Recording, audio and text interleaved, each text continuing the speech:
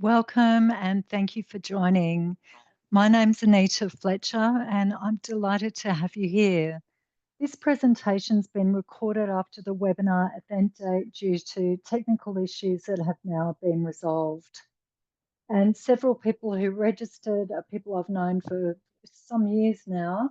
It's always wonderful to see coming back to these webinars and making contact in other ways when some assistance is needed. And to anyone unfamiliar with Standout Medical Careers until now, it's great to have you here as well. In today's webinar entitled Communicate with Confidence, I'll share a presentation and welcome you all to email me or book a private consultation if you have any questions or want to discuss anything career related. I'll also post this on my podcast, the Standout Medical Careers podcast, for people who might like to listen to that when they're driving somewhere or in some other situation. So this is such an important topic, and I could do a session on each of these two concepts, confidence and communication. But today I'm joining them together because often people find that their communication skills are pretty good in specific settings. However, in other settings, they're not conveying the confidence and the information that they need to. In fact, recently I had a call from someone who I assisted when she was in medical school 7 years ago. She reached out to me and said that mostly as a registrar, her communication is highly effective and she feels very confident. But there are times when her confidence escapes her and she's left with a lot of self-doubt and then almost paralysed to get through the activity she's engaging in. So hopefully we'll be doing some work together to help her overcome that, as she's got some important role opportunities coming up. Imposter syndrome is an extremely common problem that a lot of doctors and a lot of people more broadly face. And today my goal is to give you some valuable strategies to improve in these areas. For those who don't know me, a brief introduction and some background. I founded Standout Medical Careers in 2020 after having worked as the manager of the career service for the New South Wales and federal branches of the Australian Medical Association. There's some information from my website. Please refer to that if you're interested in learning more. Essentially, I help doctors with career planning, CVs, providing interview coaching, and various forms of assistance.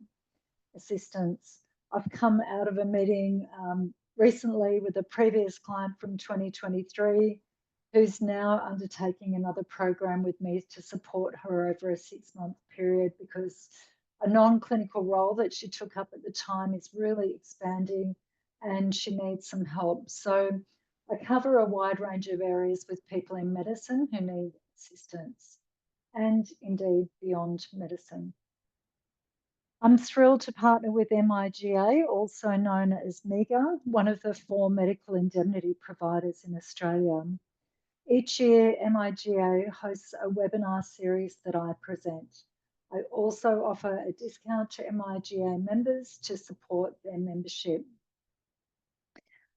Okay, here are the topics that I will cover today: common challenges, communication styles, forms of communication, strategies, some scenarios, building confidence, and public speaking.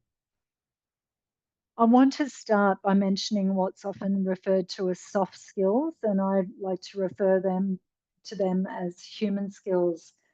Confident communication is very much included in this category, and emotional intelligence is a vital part of how we communicate, how we read others, and then handle ourselves.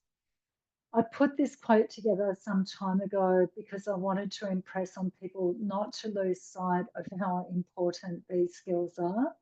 So for the benefit of people who don't have a monitor in front of them right now, here it is. So-called soft skills form the glue that bonds your clinical skills and knowledge to present your professional self. The way you develop each of these will be an integral part of the way that you form your reputation.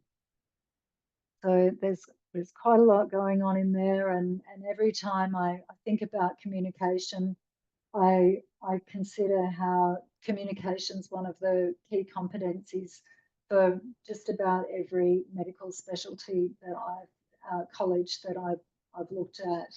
So it's such an important part of your role, and how you build your reputation going forward, and how you indeed maintain your reputation. And I've got a case study today that really, I think, demonstrates that quite well. As you all know very well, many challenges in medicine make the development of confidence or maintaining confidence and maintaining effective communication tricky at times. And here are a few of those: workload, people slash personalities, politics slash hierarchies, long hours, expectations, pressure, and systems. People and politics, first of all, I'll start with workload. Workload obviously impacts people's ability to communicate well, and the lack of time that people have to communicate effectively is compromised.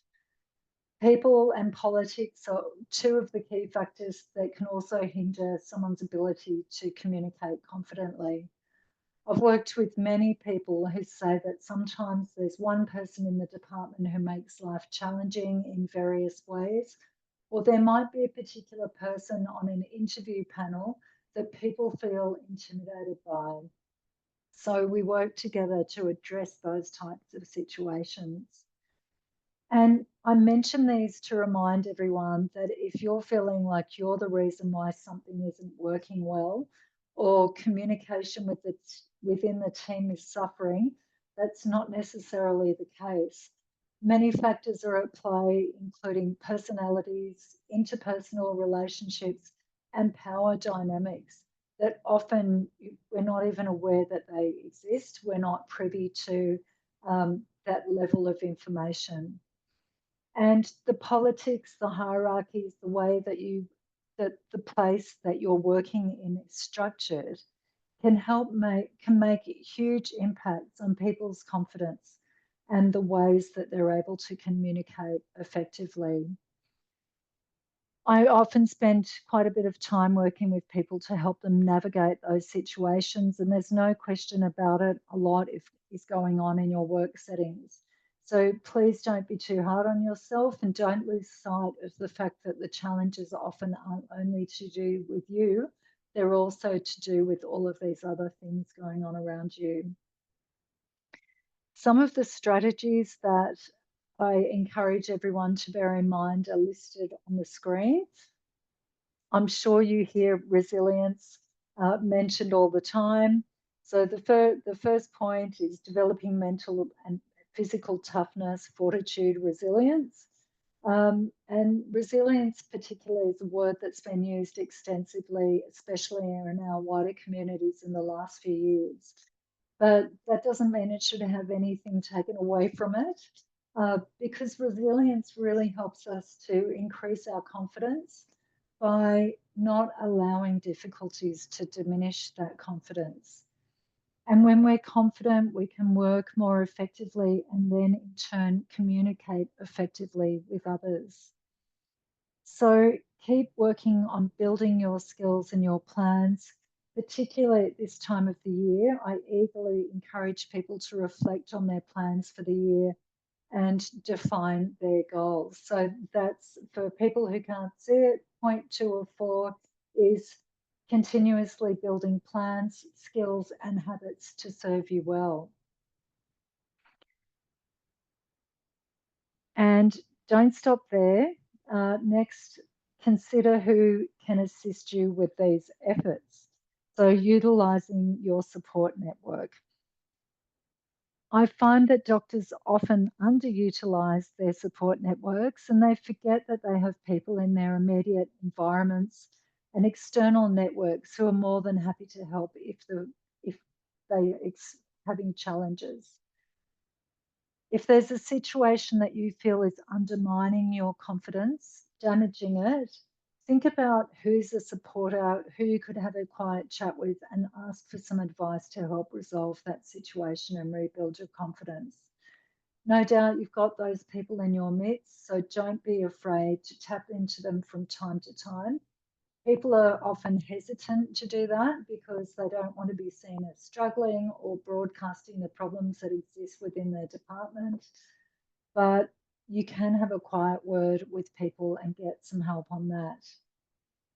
And people at all stages of their career experience these types of situations.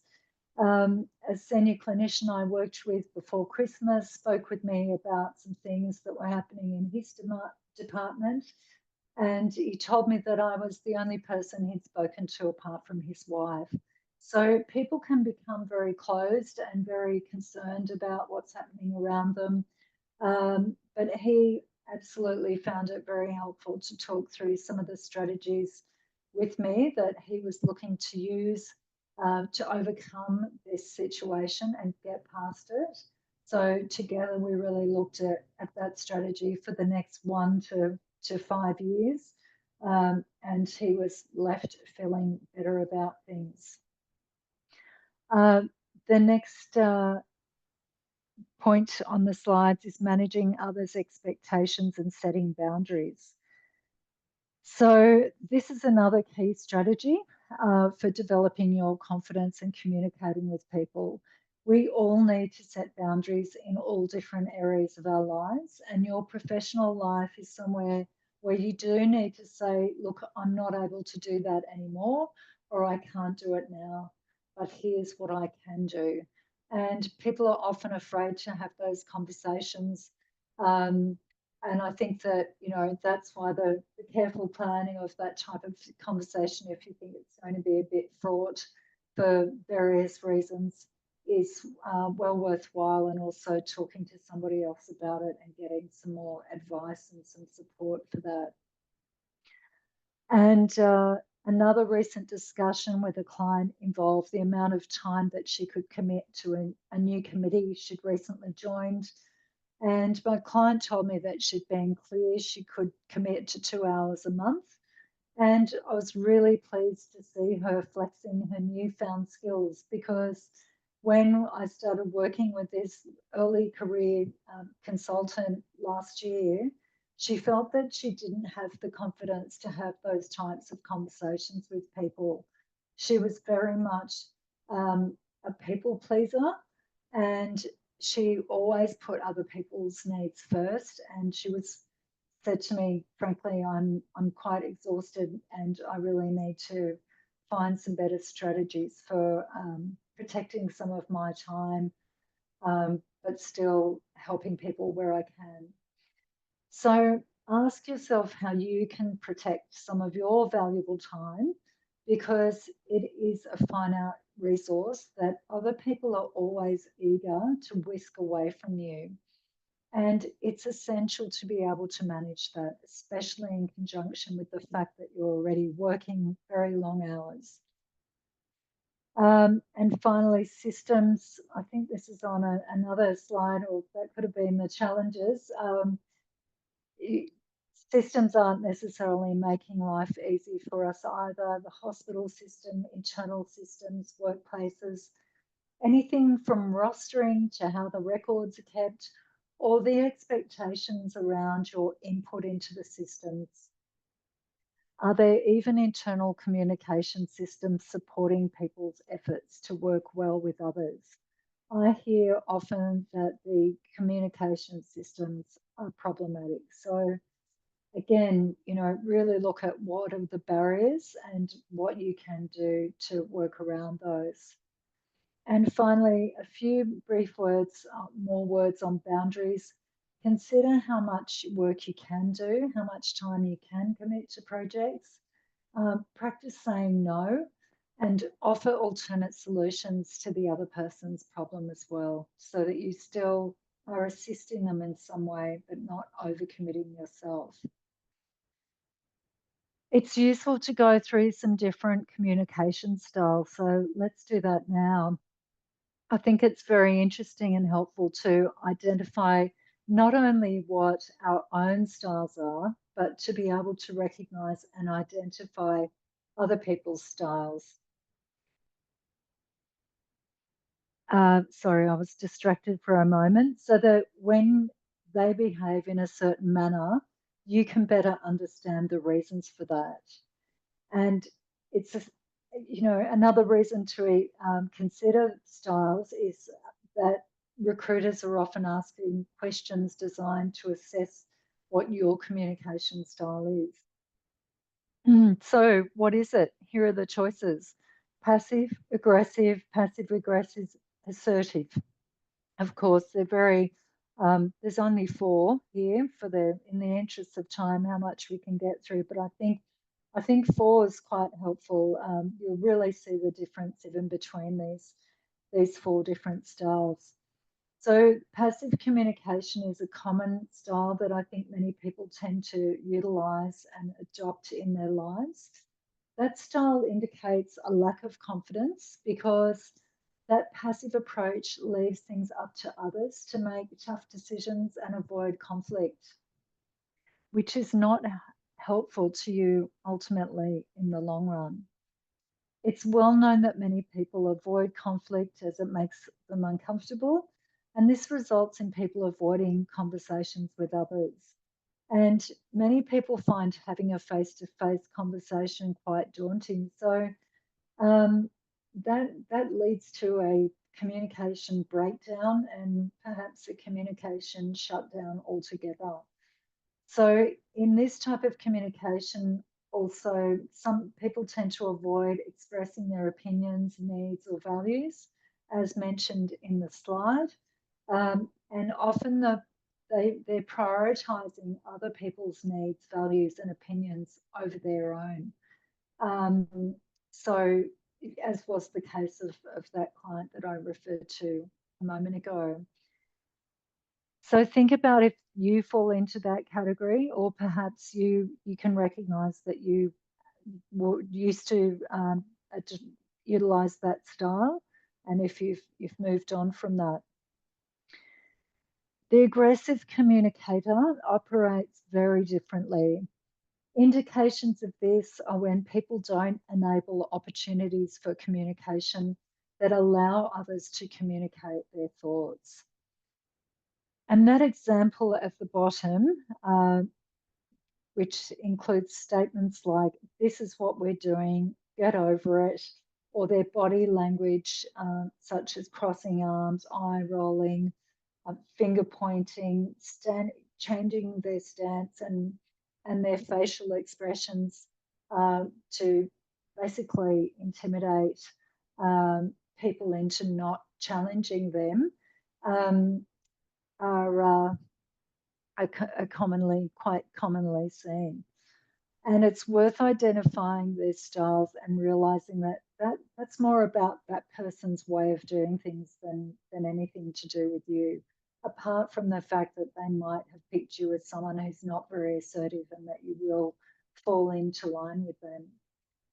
And clients often ask me, so how do I manage that? How do I deal with that type of person if they're working in my midst and I have to have encounters with them? And often they're the people who hold a position of power that's greater than yours or others, that of others around them.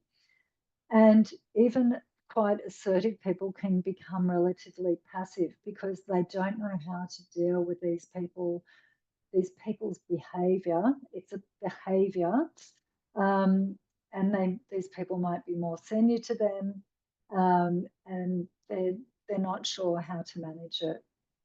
So I'll get to the assertive people next after passive aggressive. So the passive aggressive communicator appears passive, but communicates in subtle or indirect ways that show anger. So they're not expressing what they're thinking verbally, but as it says on the slide, they're subtly acting it out. So I'm sure we've all come across someone who displays this style. Perhaps it's been patients that you've experienced or others in your lives who feel that their way of getting what they want in life is to essentially push their agenda at the expense of listening to others and having other people fall into line with their plan. And that's a challenging type of behavior to deal with.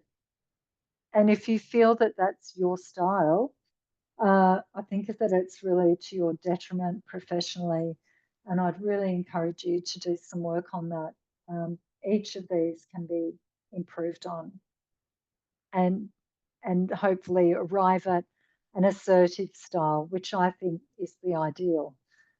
So, and which often people tell me they're really working towards. Um, so this supports people's feelings of satisfaction, allowing them to communicate clearly and be a strong communicator, very professional and respectful person who's known to work well with others. And down here, there's a comment that people often misinterpret assertive behavior as aggressive.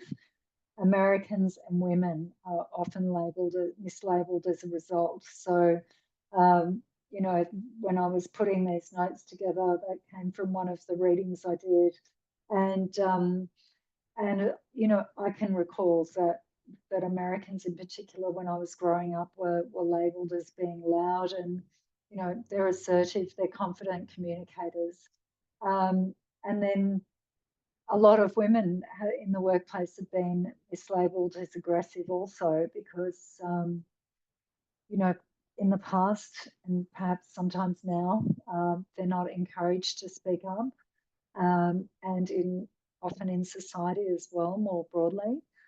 And some of my clients, in fact, share experiences that reflect that this way of thinking is still alive and well for some people. So if you are assertive, please own that. And in my mind, this is the best place to be. You know, an assertive communicator still listens to other people, and I think it's important to keep sight of that as well. And that's really covered in the second point on this slide about respecting the feelings, ideas, and needs of others. On the other hand, aggressive communicators or passive aggressive people often do not listen to others and they push ahead with their agenda. So I really, I know that you can develop more assertive communication styles. I've done that myself. I lacked confidence and I used to think about how to become more assertive. And doing that has helped me enormously. So I hope that going through some of those styles and what I've mentioned previously as well about setting boundaries and making people aware of your own limitations in terms of what time you can give them and setting expectations about what's expected of you. I hope that's all helpful. And the quick case study that I referred to earlier is this. A few days ago, a client shared an experience that she had with a colleague that I think really demonstrates a variety of these styles being employed. Her colleagues didn't speak with her, one colleague, pardon me, did not speak with her about a difference of clinical opinion regarding a patient. Instead, this other person raised her concerns in an email to the department and the hospital executive, and a significant debate ensued. The colleagues' communication expressed a combination of aggressive and passive aggressive styles. But fortunately for my client, she was able to articulate in the discussions that followed and in written reply to the claims that had been made in a way that demonstrated critical facts related to the patient and ethical patient management. And by using assertive communication, having confidence in her expertise, and a robustly professional approach, my client was supported by her peers and the hospital leadership based on the evidence and the facts of the case. And although this event caused my client significant distress at the time, she's now in a stronger position with her reputation firmly intact. And I think this story serves as a potent example of the benefits of avoiding reactive and aggressive accusatory statements and employing a much more considered and professional approach. Earlier, I mentioned listening, and we often think about communication simply as speaking and writing, and they certainly are very important forms of communication, but there's a lot of other ways that people are communicating. And as some of the examples in the style types mentioned as well, how we and others use body language, eye contact, silence used in a positive or a negative way, can really impact important relationships and outcomes. So be mindful of how you may be coming across to other people. People notice behaviour and they form opinions about us based on those observations. And sometimes that means they've also misread us. So it's up to us to communicate, to set things straight. So some strategies now to help you develop that confident communication that we're all aiming to improve on. And the source of where I got some of these tips from is listed here, and it's the source was 10 Ways to Communicate Effectively Under Stressful Situations by Steve O. And it's really covering a few different things, and I'm going to also talk about response versus reaction. So about 7 years ago, I heard an interview with Petrea King, who is the CEO and founder of the Quest for Life Foundation, which hosts support and meditation groups for people experiencing physical and emotional trauma. And her practice, the foundation's based in the Southern Highlands of New South Wales. It's quite well known. And Petrea talked about responding versus reacting in situations that are difficult. And it's helped me personally a lot, actually, to refer back to this at times when there's a challenging situation with another person. And Petrea's quote is, "How we respond to a situation is more important than how we react to it. Reactions are physiological. We can acknowledge them, but they don't need to influence our response." So I will also in the notes post a transcript with the podcast and the emails that I send out to people who are going to have requested the recording. I'll send a transcript of an interview in which Petrea discussed this idea further. So highly recommended reading, and a really easy to digest and contemplate and remember and pull it out and use that respond, don't react kind of advice there. Okay, great technique. And here are some other techniques to guide you to more confident and effective communication. Speaking carefully. So first of all, on the screen, we've got speak specific, say less, stay focused, and quit blaming. First of all, being very specific about what is the information you'd like to convey to another person. And this relies on thoughtful planning of a response. And in another recent meeting with a client, my client spoke about an upcoming important meeting about strategic planning that she was having with her boss just this week. It was yesterday, actually, it was 9 hours. And I advised her to prepare for that by going in and being very clear about what it is that she would like to get out of that meeting and what and I asked her, what would you like to see in the project strategy 6 to 12 months from now? So being brief and clear can be extremely helpful. And avoiding the temptation to fill the void with too much information especially over a period of 9 hours, is a good strategy, because the key messages that you want to convey can really get lost in all the words. And afterwards, she reported that back that the meeting went well, and we have a meeting on Tuesday to talk through what happened and what's happening going forward, so I can continue to support her. So stay focused as well on the primary reason for the communication, and certainly avoid blame. In most cases, not blaming others for people is going to be incredibly helpful. With shutting down, you're putting a wall up between yourself and another person once you start to dish out the blame. Okay, the next slide is listen attentively, don't interrupt, listen with empathy, and receive criticism well. So listen with empathy, checking in with people to see that you've understood them clearly and what they're meaning by a comment that they've made. I also suggested to her as to utilise the strategy of repeating the other person's words back to them to ensure that the interpretation of what had been said was correct. And that kind of approach really opens the way for someone to say, yes, that is what I meant, or no, that's not what I meant at all.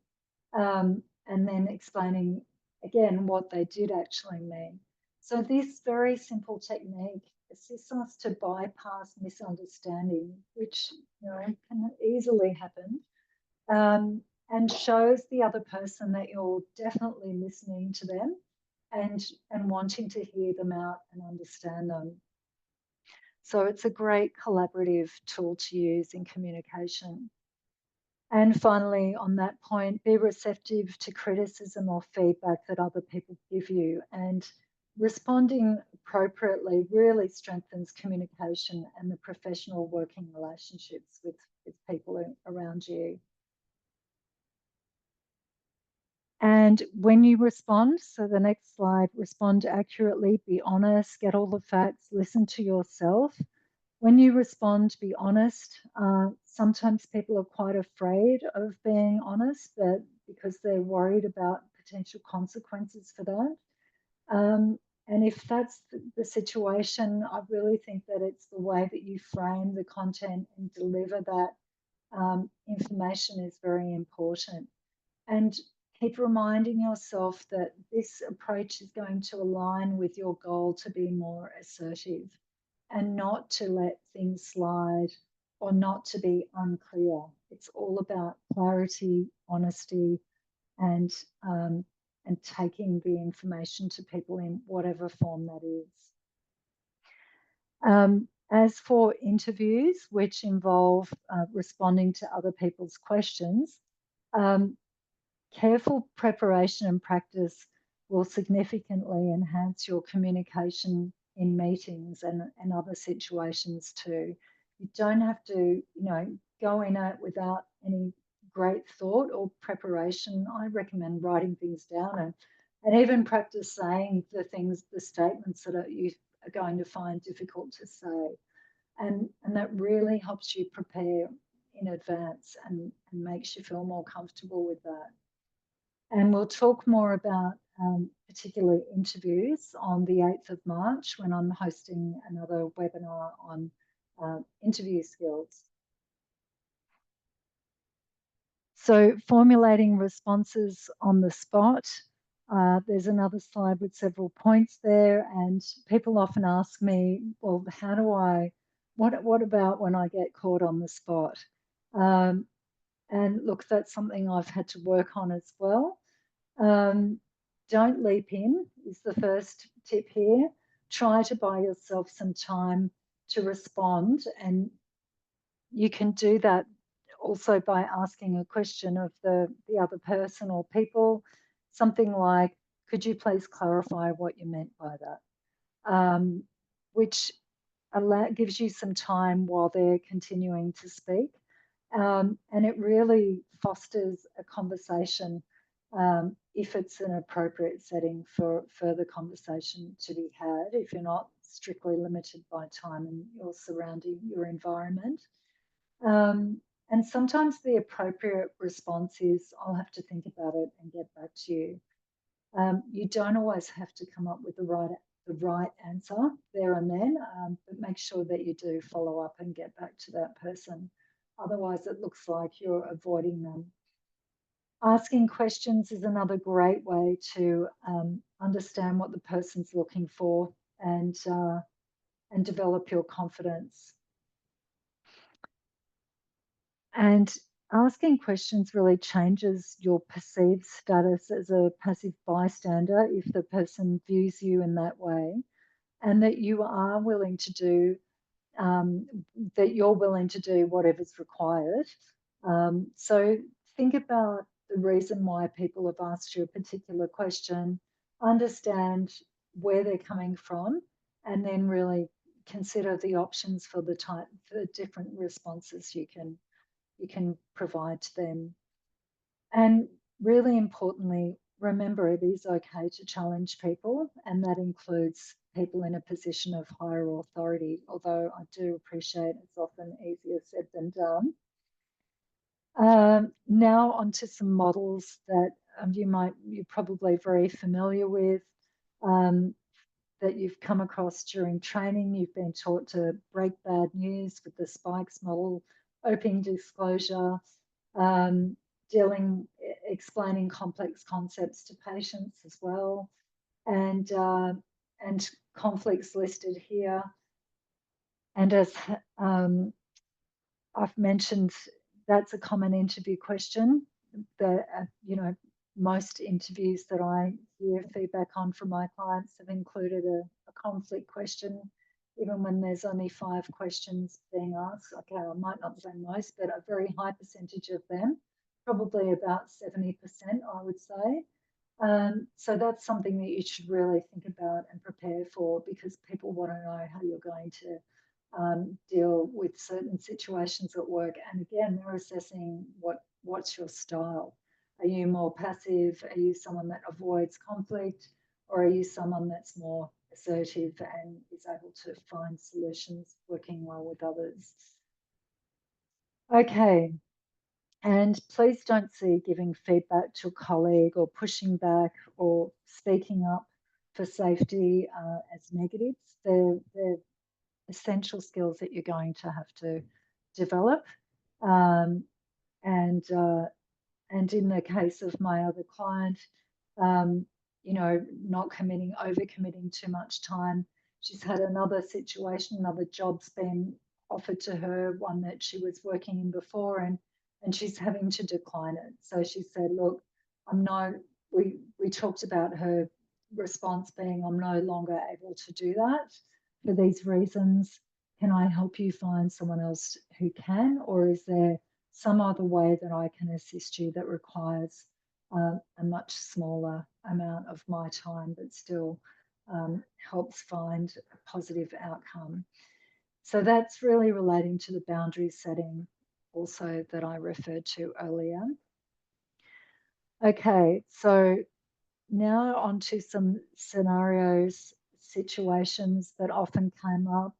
These are questions that I've built up in my question bank over the past 10 years, and I'll go through these actually in the interview webinar. I won't read them out now for people listening and not seeing the screen. It's a bit lengthy, so if you'd like to see it, you can ask me for the recording, and you'll be able to see the slides if you're listening to the podcast. Okay, and in terms of confidence, I'll briefly mention this quote, which I included on the emails and other communications that I sent out prior to this webinar. Confidence is when you believe in yourself and your abilities. Arrogance is when you think you're better than others and act accordingly. Wise words from Stuart Stafford. And what do I have to say on that? Yes, well, arrogance and being concerned about coming across as arrogant is something that people often talk to me about, because they've shared how concerned they are about being perceived as being arrogant. And they tell me, you know, we're not taught to speak about ourselves or our achievements. And, or in fact, they're taught not to do that, to speak about themselves or their achievements. And certainly for interview settings, I say, look, speaking about your achievements is a requirement in this setting. You're directly being asked to do so. And in other settings as well, I really encourage you to believe in your abilities and what you've achieved, and to know that it is appropriate to refer to those as the occasion requires. So by way of informing people, to help them understand where you're coming from and the basis of your thinking and your opinions. Okay, so the short message is there's nothing wrong with being confident. In fact, I think patients appreciate when they have a clinician looking after them who does come across as confident. Um, and it's definitely acceptable to display confidence as a doctor. And finally, let's look briefly at public speaking situations.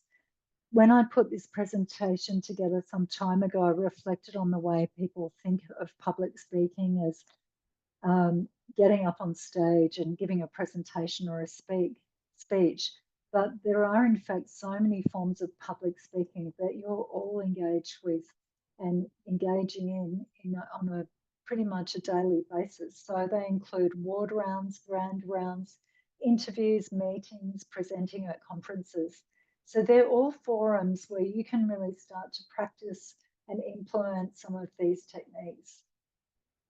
I hope that this information that I've shared with you today has helped you and that it continues to do some.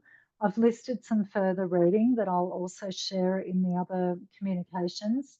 The first one is an article on, there's a few articles actually on my the Standout Medical Careers blogs page.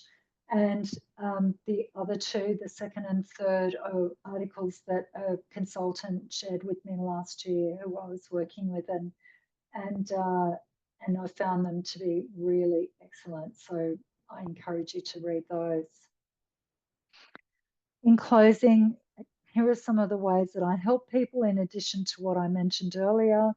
Um, and I think throughout this, I've really mentioned that in a range of ways, apart from CVs and job interviews and applying for training programs, um, I, I help people navigate roles that they're in, and many other things. So there's all sorts of situations that come up in your professional life, and it's an absolute pleasure to help people such as yourselves who are doing such important work. So don't hesitate to get in touch if you need to have a chat with me. You can book a free 15-minute career strategy session. We can talk about whatever it is that's going on. Feel free to email me as well, anita@standoutmedicalcareers.com.au. And thank you very much for your time. Two more quick things. I'd love to know if you're able to help me out. I'm eager to know if you'd be interested in online learning courses. If you're happy for me to send you an email with a few short questions, please let me know. I'd really appreciate your feedback on this project that I'm developing further. And last of all, here are some upcoming webinars that you'll find on the website homepage. Scroll down to the bottom. You need to register for each one. Put the date in the calendar and I'll send recordings to people if they've registered. And I really hope to see you then or in a Zoom call anytime. Thanks very much.